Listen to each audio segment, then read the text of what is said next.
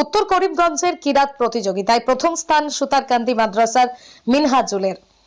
উত্তর করিমগঞ্জ সমষ্টি ভিত্তিক আজিমুসান কিরাত প্রতিযোগিতায় প্রথম স্থান দখল করল ভারত বাংলাদেশ সীমান্তবর্তী সুতারকান্দি আনোয়ারুল উলুম মদনী হাফিজিয়া মাদ্রাসার ছাত্র মিনহাজুল ইসলাম তাপাদার। দ্বিতীয় তৃতীয় স্থান অর্জন করেছে লঙ্কা এলাকার দারুল উলুম কমির শাহ মাদ্রাসার ছাত্র লুবাব উদ্দিন ও সাজিদ আহমেদ। এদিন উপস্থিত ছিলেন অন্যান্যরাও। পুরস্কার প্রদানকালে উপস্থিত ছিলেন সুতারকান্দি মাদ্রাসার শিক্ষক কারি আবিদ হোসেন, করিম শাহ মাদ্রাসার মুমতামিম মাওলানা ইখলাসুর রহমান চৌধুরী।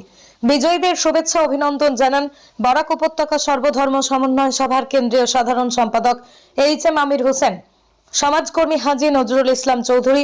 মাওলানা নাজিম উদ্দিন ড্রিমল্যান্ড ইংলিশ একাডেমির পক্ষ থেকেও সম্মাননা প্রদান করা হয়।